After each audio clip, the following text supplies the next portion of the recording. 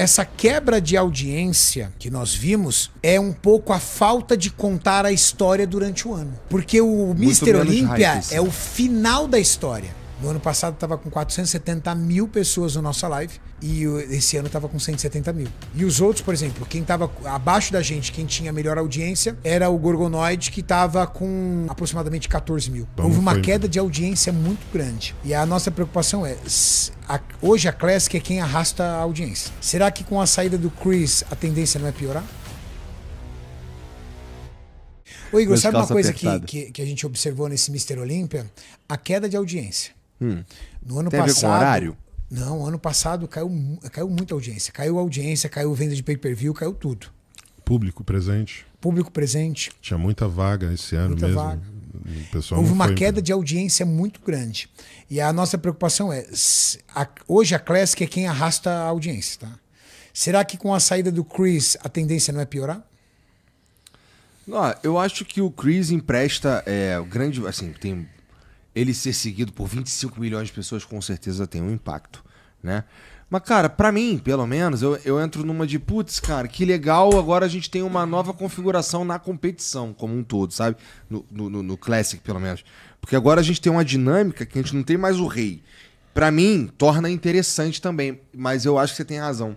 Eu acho que os 25 milhões de seguidores... O peso da representatividade dele é muito grande. Por exemplo, quanto será, por exemplo, que prejudicou para o futebol espanhol a nível mundial, não regional, quando saiu Cristiano Ronaldo e Messi?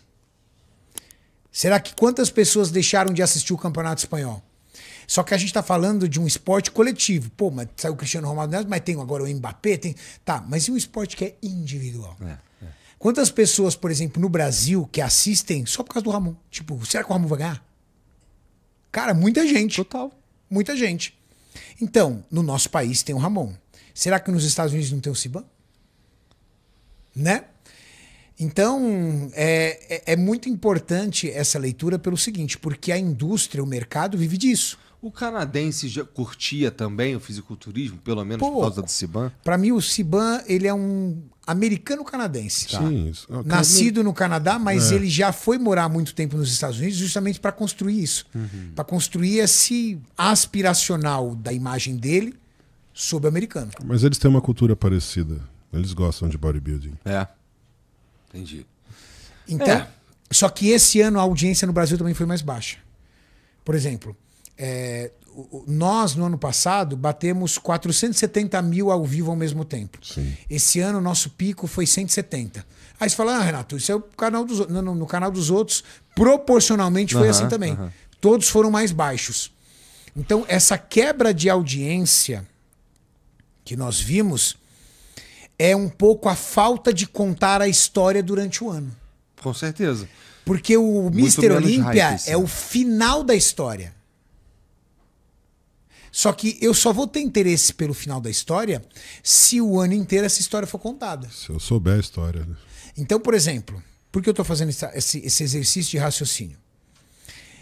Se o Ramon, hoje, pelo menos a minha visão, ele é o cara para poder tornar-se o Mr. Olímpia, tudo que ele mais quer é o quê? Ou deveria querer, ele, a equipe dele e tudo mais. A audiência. Pô, quero que o mundo veja eu ganhando essa competição. Quero o Brasil todo torcendo por mim. Então é legal ele começar a pensar nisso e contar essa história bem contada durante o ano. Porque se essa história não for contada durante o ano, a audiência pode não ser o que era. No ano passado estava com 470 mil pessoas na nossa live e esse ano estava com 170 mil.